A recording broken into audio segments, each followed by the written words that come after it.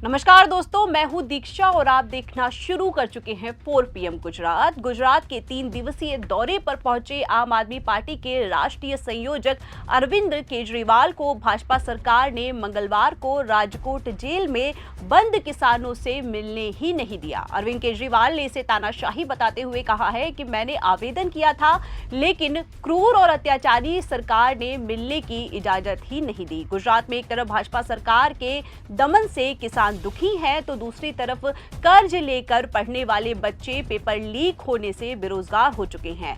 रावण और कंस की तरह अहंकार में डूबी भाजपा सरकार अपने खिलाफ उठने वाली हर आवाज को दबा देना चाहती है, लेकिन अब गुजरात के लोग इकट्ठा हो रहे हैं और भाजपा के 30 साल के कुशासन का अंत करने का समय भी आ चुका है।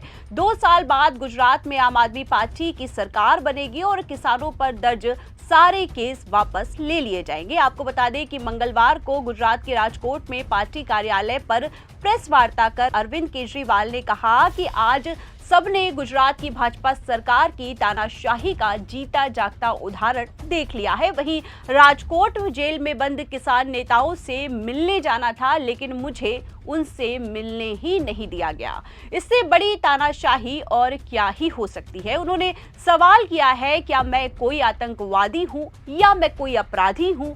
जेल में बंद लोग किसान हैं, हमारे देश के नागरिक हैं, वे लोग भी कोई अपराधी नहीं है। जिसको लेकर अरविंद केजरीवाल ने कहा कि मैंने सोमवार को जेल में बंद किसानों और नेताओं से मिलने के लिए आवेदन किया था। मंगलवार को सुबह मैसेज भेजकर बताया गया कि मुझे जेल में बंद किसानों से मिलने की इजाजत ही नहीं है।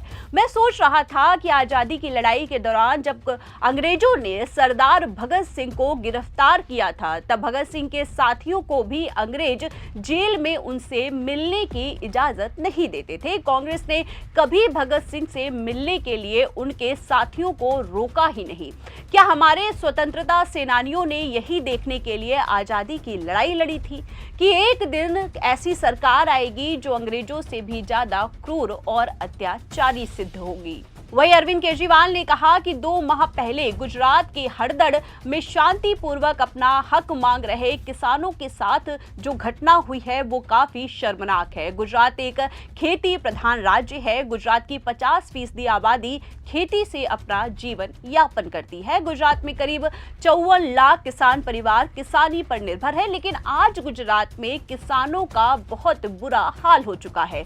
किसान बहुत दुखी है। किसानों को बीज नहीं मिलता, खाद के लिए लंबी लंबी लाइनें लगा रहे हैं। किसानों को फसल के पूरे दाम भी नहीं मिलते। कुछ लोग किसानों के साथ अन्याय करते हैं। फसल के दाम 1500 तक तय होती है, लेकिन किसानों को सिर्फ 1200 रुपए ही दिए जाते हैं। उधर आपको बता दें कि अरविंद केजरीवाल ने कहा कि 2 माह पहले जब हड़दड़ में करदा प्रथा के खिलाफ किसान एकत्र हुए, तो अत्याचारी भाजपा की सरकार ने किसानों पर लाठियां बरसाई, आंसू गैस के गोले भी छोड़े गए। पुलिस ने निर्दोष किसानों के घर में घुसकर परिवार के लोगों पर, निहत्थे लोगों पर वार भी किया और शांतिपूर्वक अपनी मांग कर रहे 88 किसानों को गिरफ्तार भी किया। किसानों पर फर्जी मुकदमे भी दर्ज किए गए और 2 महीनों से ये किसान जेल में बंद है। इसमें से अब तक 42 किसानों की जमानत हो चुकी है और बाकी अभी भी जेल में है। जिस दिन जमानत पर कोर्ट में सुनवाई होती है, उस दिन पुलिस कोर्ट ही नहीं पहुंचती। इससे एक बात तो साफ है कि भाजपा और उसकी पुलिस जानबूझकर जेल में बंद किसानों का मनोबल तोड़ना चाहती है। आपको बता दें कि अपने संबोधन में अरविंद केजरीवाल ने कहा कि सोमवार को मैंने जेल में बंद और जमानत पर बाहर आए किसानों के परिवारों से मुलाकात की। उनको जेल में दी गई यातनाओं की कहानियां भी मैंने सुनी। जेल से बाहर आए किसानों के बच्चों ने बताया कि गिरफ्तारी के बाद 24 घंटे तक उन्हें पीने का पानी नहीं दिया गया और ना ही खाने के लिए कोई सामग्री दी गई। पुलिस ने उनकी पिटाई भी की है। क्या भाजपा उनका मनोबल तोड़ना चाहती है? भाजपा को सलाह है कि वो भगवान से डरे। रावण और कंस को भी बहुत घमंड हुआ था, आज यही अहंकार भाजपा में भी साफ दिखाई दे रहा है।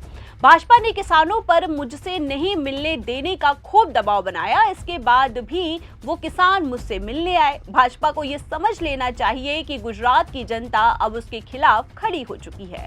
आपको बता दें कि एक तरफ किसान दुखी है और दूसरी तरफ किसानों के बच्चे जेल में है। किसान ब्याज पर लाखों रुपए का लोन लेकर अपने बच्चे को पढ़ाता है। जब ये बच्चे नौकरी के लिए प्रतियोगिता परीक्षा देने जाते हैं तो पेपर ही लीक हो जाता है। वहीं आपको बता दें कि अपने पेरेंट्स से हर महीने हजारों रुपए लेकर कई साल से तैयारी कर रहे बच्चों को पेपर लीक होने के बाद रोते हुए भी देखा गया है। ये बच्चे निराश हो जाते हैं कि जब अगला पेपर होगा, पेपर लीक कराने वाली भाजपा पर हम सीधा प्रहार करेंगे।